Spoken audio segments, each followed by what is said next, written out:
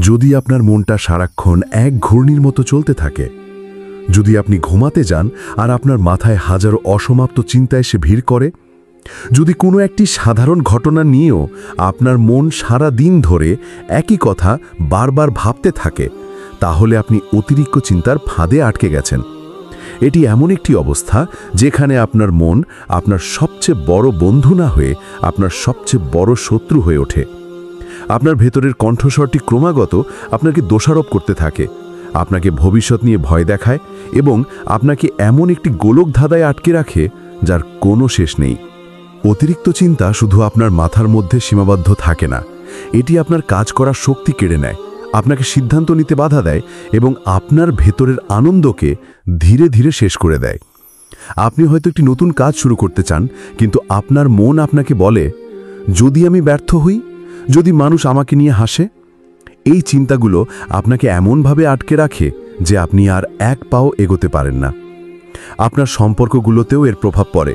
আপনি আপনার প্রিয়জনের কথাগুলো নিয়ে অতিরিক্ত বিশ্লেষণ করতে থাকেন, যা ভুল বোঝাবুঝি তৈরি করে। এটি আপনাকে এমন এক বন্দিশালায় রাখে যার কোনো দেয়াল নেই, কিন্তু আপনি তবুও মুক্ত নন। কিন্তু আপনাকে এই বন্দিশালার মধ্যে চিরকাল থাকতে হবে না। আজ আমরা সেই পথগুলো নিয়ে কথা বলবো, যা এই অতিরিক্ত চিন্তাকে নিয়ন্ত্রণ করতে এবং আপনার মনকে আবার আপনার নিয়ন্ত্রণে ফিরিয়ে আনতে সাহায্য করবে। কেন আমরা অতিরিক্ত চিন্তা করি? অতিরিক্ত চিন্তা করার প্রধান কারণগুলো হলো: ১. ভবিষ্যতের ভয়। আমরা ভবিষ্যতের কি হবে তা নিয়ে অতিরিক্ত চিন্তা করি। আমরা নিজেদের অজান্তেই এমন সব সমস্যা তৈরি করি যা হয়তো কখনোই ঘটবে না। এই ভবিষ্যতের অনিশ্চয়তা আমাদের মনকে সারাক্ষণ ব্যস্ত রাখে। যেমন, আপনি হয়তো একটি ছোট ইন্টারভিউ দিতে যাচ্ছেন, কিন্তু আপনার মন এখনই আপনাকে কল্পনা করাচ্ছে যে আপনি ব্যর্থ হয়েছেন, আপনার চাকরিটি চলে গেছে এবং আপনার জীবন শেষ হয়ে গেছে। ২. অতীতকে আঁকড়ে ধরা। আমরা অতীতের ভুলগুলো নিয়ে বারবার ভাবি। যদি আপনি কোনো ভুল করে থাকেন, তাহলে আপনার মন আপনাকে সেই ভুলের জন্য বারবার শাস্তি দিতে থাকে। এই অতীতের চিন্তাগুলো আপনার বর্তমানকে নষ্ট করে দেয়। আপনি একটি ভুল করে ফেলেছেন, কিন্তু আপনার মন সেটি হাজারবার আপনার সামনে নিয়ে আসে। ৩. নিয়ন্ত্রণের অভাব। আমরা জীবনের সবকিছু নিয়ন্ত্রণ করতে চাই। যখন আমরা দেখি যে কিছু জিনিস আমাদের নিয়ন্ত্রণের বাইরে, তখন আমরা দুশ্চিন্তা করতে থাকি। এই নিয়ন্ত্রণের আকাঙ্ক্ষা আমাদের মনকে শান্ত হতে দেয় না।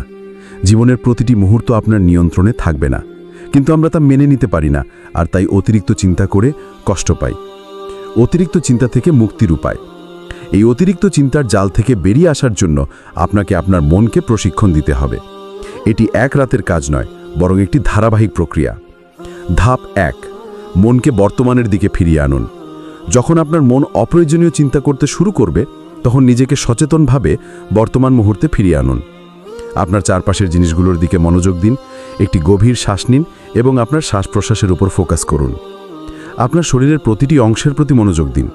এই অনুশীলনটি আপনার মনকে অতীতের অনুশোচনা বা ভবিষ্যতের ভয় থেকে বের করে এনে বর্তমানের শান্তিতে ফিরিয়ে আনবে। ধাপ ২. একটি সময়সীমা নির্ধারণ করুন। অতিরিক্ত চিন্তা একটি অভ্যাস। এই অভ্যাসকে ভাঙার জন্য একটি নির্দিষ্ট সময় নির্ধারণ করুন। দিনের একটি নির্দিষ্ট সময়, যেমন ১০ মিনিট, আপনি আপনার সব দুশ্চিন্তা নিয়ে চিন্তা করতে পারেন। এই সময়ের বাইরে যখনই কোনো অপ্রয়োজনীয় চিন্তা আসবে, তখন নিজেকে বলুন যে আমি এই বিষয়ে এখন ভাবব না, আমার জন্য নির্ধারিত সময় আছে। এটি আপনার মনকে শৃঙ্খলায় ফিরিয়ে আনবে। ধাপ ৩. নিজেকে প্রশ্ন করুন। যখন কোনো চিন্তা আপনাকে বারবার কষ্ট দেবে, তখন নিজেকে প্রশ্ন করুন যে এই চিন্তাটা কি আমার কোনো কাজে আসছে? এর কোনো সমাধান কি আমার হাতে আছে? যদি উত্তর না হয়, তাহলে সেই চিন্তাটিকে গুরুত্ব দেবেন না। এর পরিবর্তে আপনার মনোযোগকে এমন কিছুর দিকে ঘুরিয়ে দিন যা আপনার নিয়ন্ত্রণে আছে।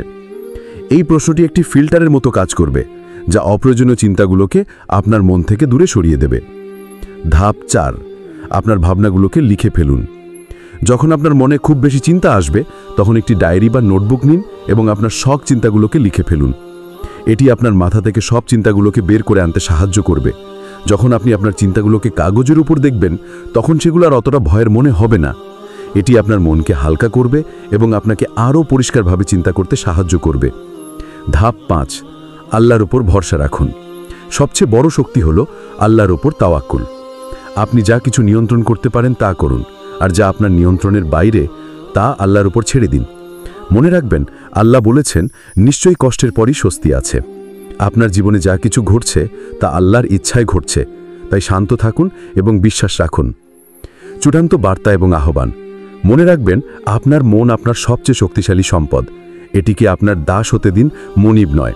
অতিরিক্ত চিন্তা একটি অভ্যাস, আর আপনি সেই অভ্যাসটি ভাঙতে পারেন। আপনার জীবন আপনার নিজের, এটিকে শুধু চিন্তার জালে আটকে রাখবেন না। বেরিয়ে আসুন, শ্বাস নিন এবং বাঁচুন।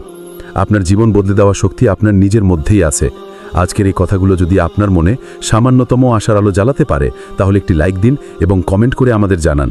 এই ভিডিওটি আপনার জীবনের অন্য কারো কাজে আসতে পারে ভেবে আপনার বন্ধুদের সাথে শেয়ার করুন, কারণ আপনার একটি শেয়ার হয়তো আরও হাজারো মানুষের জন্য অনুপ্রেরণা হয়ে উঠবে।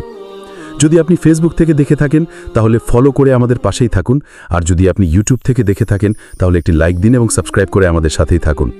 মনে রাখবেন, আপনার জীবন বদলে দেওয়ার শক্তি আপনার নিজের মধ্যেই আছে।